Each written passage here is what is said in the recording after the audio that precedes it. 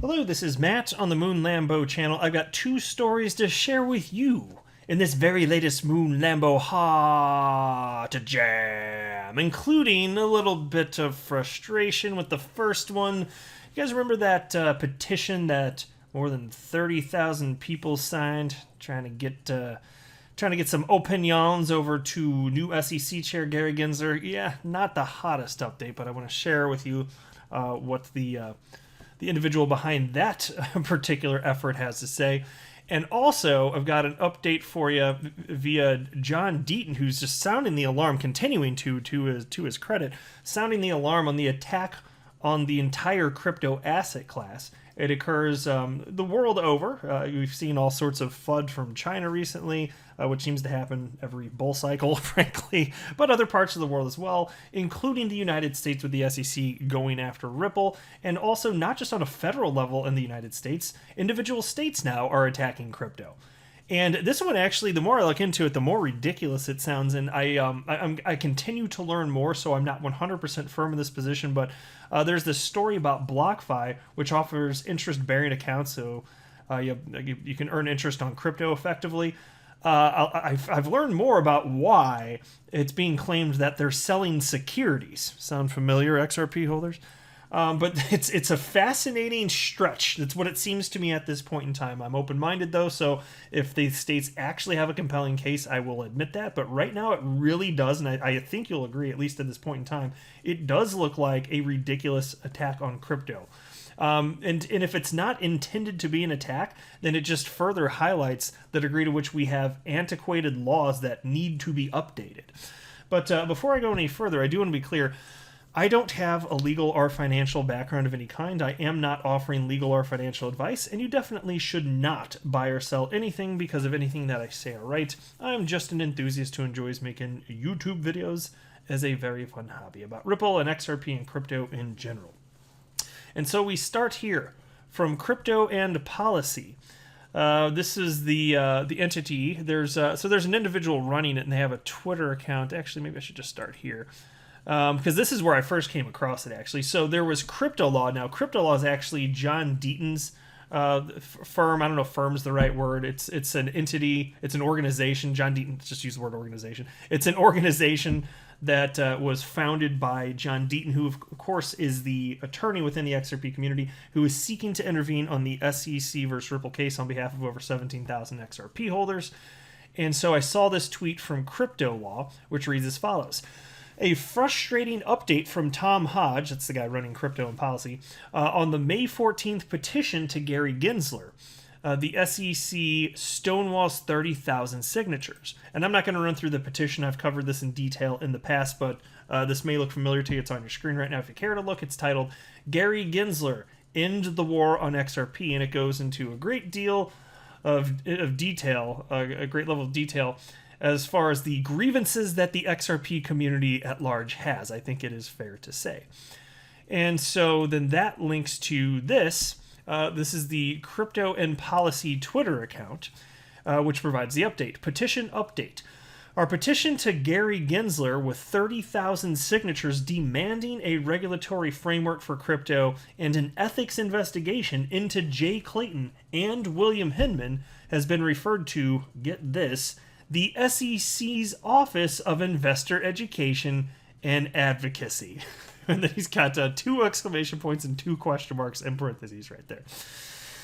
And then he wrote the following. We received a notification last week from OIEA attorney Lisa, the last name, frankly, no offense intended, but I don't know, it kind of looks like the alphabet, but then like you take those letters and like jumble them up in a box, and then this like that's what came out.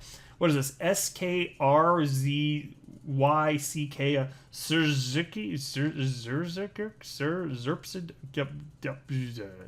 nailed it. That's how you say that, everybody. You've learned something. So I'm just going to call her Lisa. We received a notification last week from OIEA attorney Lisa that our petition was sent to her office, which helps people, he's that, in quotations, helps people to invest wisely and avoid fraud.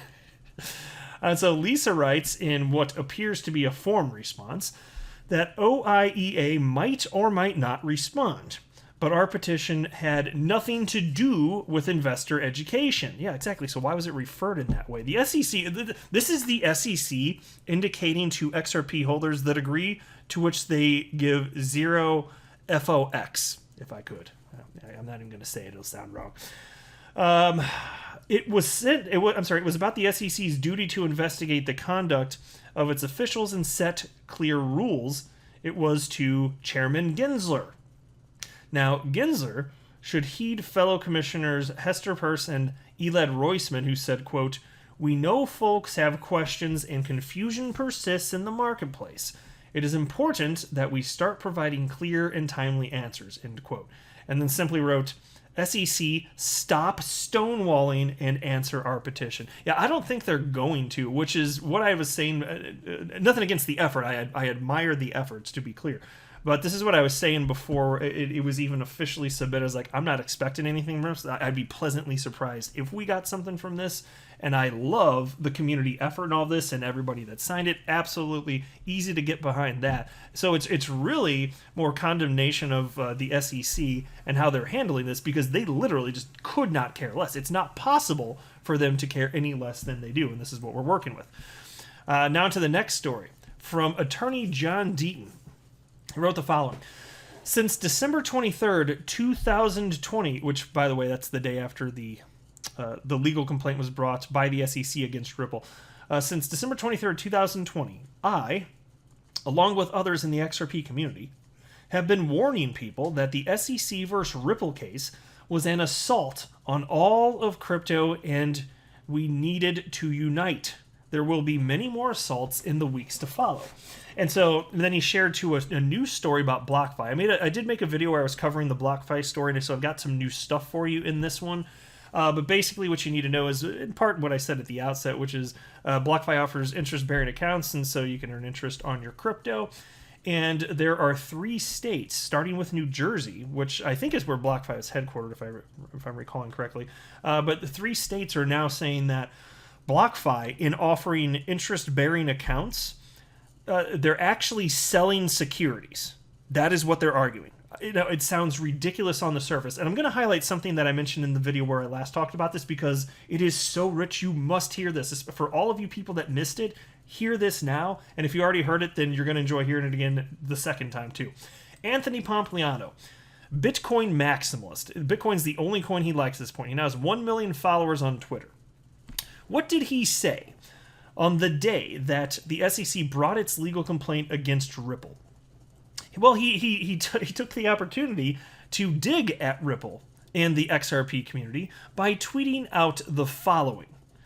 So while all of Ripple and the XRP community is freaking out because the SEC is destroying their investment, this is what Anthony Pompliano tweeted out. Good morning to everyone except the people who thought they could sell unregistered securities and get away with it. Now, this is rich because Anthony Pompliano, he is actually on the board of directors of BlockFi.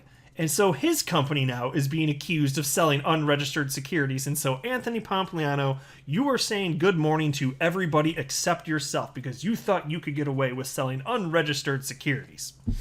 Doesn't feel so good right now, does it? Doesn't feel too good. You know what would have been better is just to recognize the absurdity that was going on even back then when the SEC went after Ripple, because XRP clearly is not a security. Maybe unite the community that, because look, you've got some serious reach. You got 1 million people following you on Twitter. You got your YouTube channel and all sorts of other stuff. You're well known in crypto. It would have been better to take the opportunity to try and unite people, but now it's coming back on you. That's why I said this is absolutely rich. And it's not that I want this to happen to you. I'm just saying the behavior that you were engaging in December is exactly the way to not behave. If you see somebody in crypto getting attacked, fine. If they're doing something actually legitimately wrong, that's one thing. Like, obviously, there's BitConnect. There are people with bad intentions. But Ripple and XRP, come on now. You've interviewed, Anthony Pompliano, you have interviewed Brad Garlinghouse, you know?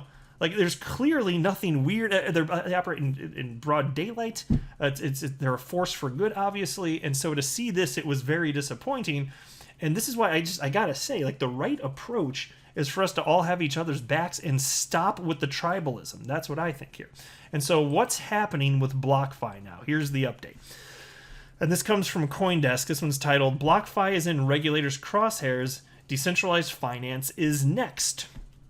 In the last couple of days, embattled crypto finance company BlockFi has been hit with cease and desist notices from 3 different state regulators for its BlockFi interest account, or BIA for short, which they're calling a product here. First, in its home state of New Jersey, and today we learn Alabama and Texas as well. It seems likely more states and eventually the federal regulators will follow. Exactly, so this is probably, unfortunately for BlockFi, only going to get worse. And so right now, and again, willing to be persuaded, because I just go where the facts lead me.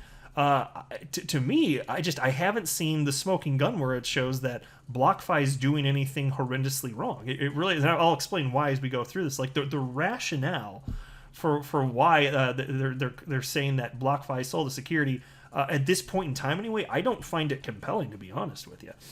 But if there is some sort of smoking gun, but even if they did, well, let me say this too. Even if from a legal perspective, there's some sort of way that you can kind of twist the way in what they're doing into like saying, okay, no, this does kind of look like a security or something like that. I mean, it's probably going to be another situation where, like I kind of said at the outset, you probably need to update regulations to account for the nature of cryptocurrencies. I wouldn't be surprised if that ends up being the case. But Anyway, check this out. But BlockFi offers interest accounts just like I have with my bank, I hear you say, as do many other decentralized finance businesses in crypto. It seems these products are offered everywhere in crypto, but I've had a bank account for years and my bank isn't being hauled over the coals by state regulators. So isn't that a good question? If you have an interest-bearing account with your bank, maybe you just got your United States dollars or whatever your fiat currency of choice is, how come that's not a security? How come what BlockFi is doing, that is supposed to be a security? You know what the short answer is? In a nutshell, it's because the states, and I'm willing to hear them out on this, it just on the surface it sounds really ridiculous. I'm willing to hear them out though. All 3 of these states, New Jersey, Alabama, and Texas, they're saying that this interest-bearing account that's being offered, like that represents the sale of a product, and that product is a security. So they're not saying it's just an account like you get with a bank. Instead of it just being an account, they're saying it's a product, and that product is an unregistered security. Now, on the surface, I think most people would say, okay, that does sound ridiculous. That sounds like a stretch. Yeah, well, that's how it struck me too. And so I haven't seen the case articulated any further as to how this actually makes sense. I don't know. It sounds really stupid on the surface. It really does. And so at this point, based on the information publicly available right now, if I were BlockFi, I'm kind of pissed off right now, to be honest with you right here. And so I don't wish this on them. I don't wish this type of attack on anybody. And I just wish that the whole crypto community could just come together and recognize that, if you're gleeful that a project that you don't support, perhaps you view it as the enemy. If you're gleeful that they're being attacked by regulators, just understand that as regulators gain power, you're next. At least possibly you're next. Just don't assume that any cryptocurrency out there is actually free and clear at this point in 2021. It just isn't. But I will go ahead and wrap up there. I am not a financial advisor. You should not buy or sell anything because of anything that I say or write. That would be a very, very, very bad idea. Until next time, to the moon, Lambo.